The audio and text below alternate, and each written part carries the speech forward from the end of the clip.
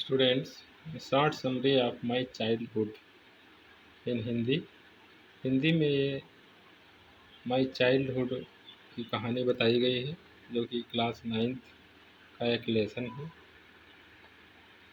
इसमें एपीजे अब्दुल के बारे में बताया गया है जो हमारे देश के राष्ट्रपति भी हुए हैं और उनको मिसाइल मैन ऑफ इंडिया भी कहा जाता है।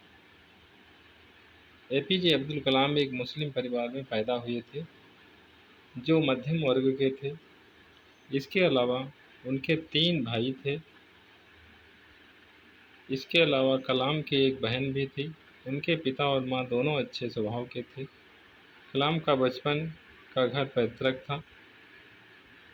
एपीजे अब्दुल कलाम के पिता ने एक ऐसा जीवन जिया जिसे कोई भी बहुत सरल कह सकता है। बहुत सरल स्वभाव के थे उनके माता पिता, फिर भी उनके पिता ने अपने बच्चों के लिए सभी आवश्यक वस्तुएं उपलब्ध कराईं। उनके माता पिता शिक्षित नहीं थे और वह अमीर भी नहीं थे। कई बाहरी लोग हर दिन परिवार के साथ खाना भी खाते थे। साथ ही कलाम में अपने माता पिता के कारण आत्म अनुशासन और ईमानदारी के गुण थे। कलाम का परिवार धर्मनिरपेक्ष था। उनके परिवार ने सभी धर्मों को बराबर सम्मान दिया था।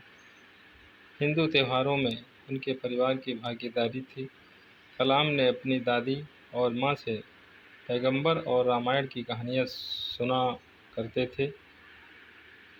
यह सब उनके परिवार में मौजूद धर्मनिरपेक्षता का स्पष्ट रूप से जो एक उदाहरण है, धर्मनिरपेक्षता को दर्शाता है।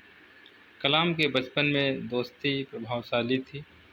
इसके अलावा उनके 3 दोस्त भी थे। उनकी धार्मिक पृष्ठभूमि अलग थी। उन दोस्तों के बीच भेदभाव की भावनाओं का कोई निशान नहीं था। कलाम समेत ये सभी दोस्त अलग अलग पेशों में चले गए। कलाम एक वैज्ञानिक बन गए थे, डॉक्टर एपीजे अब्दुल कलाम, जिन्होंने भारत को बहुत कुछ दिया है, कई मिसाइलें भी दी हैं। उनके दोस्त अलग अलग पेशे करने लगे, धंधे करने लगे या किसी अन्य सर्विस में चले गए थे। 5वीं कक्षा में एक नया शिक्षक कलाम की कक्षा में आया। ये कहानी उस समय की है जब वो कक्षा 5 में पढ़ते थे। उनकी क्लास में एक नया टीचर आया था। क्लास में कलाम टोपी पहने हुए थे। इस टोपी ने निश्चित रूप से कलाम को एक अलग मुस्लिम की पहचान दी। पता चल गया कि ये लड़का मुस्लिम है। इसके अलावा कलाम हमेशा हिंदू धर्मगुरु रामानंद के पास बैठते थे। यह कुछ ऐसा था जिसे नया शिक्षक बर्दाश्त नहीं कर पा रहा था। कलाम को पीठ के बल बैठना पड़ा। इस घटना के बाद दोनों दोस्तों को बहुत दुख हुआ और यह बात उन्होंने अपने माता पिता को बताई। इसके अलावा रामानंद के पिता ने शिक्षक से मिलकर उन्हें सूचित किया कि वह सामाजिक असमानता और सांप्रदायिक घृणा न फैलाएं। उन्होंने मांग की कि माफ़ी ज़रूर मांगनी चाहिए। इसके अलावा इनकार के मामले में शिक्षक को छोड़ना होगा। अगर इनकार किया, माफ़ी नहीं मांगी तो विद्यालय छोड़ना होगा। शिक्षक की प्रकृति में सुधार हुआ और उस टीचर ने कलाम से माफ़ी भी मांगी। एक अवसर पर अब्दुल के एक विज्ञान शिक्षक ने उन्हें अपने घर खाने पर आने के लिए कहा।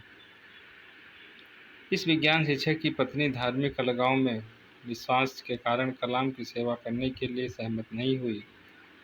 विज्ञान शिक्षक ने कलाम को भोजन परोसने का निर्णय लिया।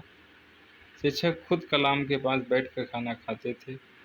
विज्ञान शिक्षक की पत्नी दरवाजे के पीछे यह सब देख रही थी। विज्ञान शिक्षक ने कलाम को अगले सप्ताह के अंत में भोजन का दूसरा निमंत्रण दिया। इस बार पत्नी ने अपने हाथों से सेवा की, लेकिन रसोई के अंदर से।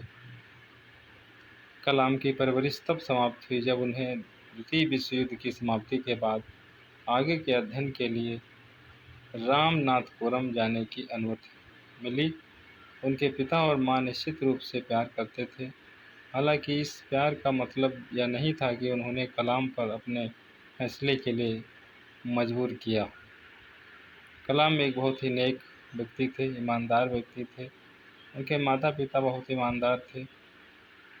उन्होंने बड़ा संघर्ष किया जीवन में और अंत में राष्ट्रपति के पद पर भी सुशोभित हुए।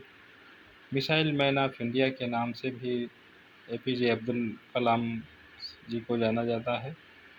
भारत के राष्ट्रपति रहे हैं और तभी जो है उनका देहांत भी हो गया था एक भाषण करते समय।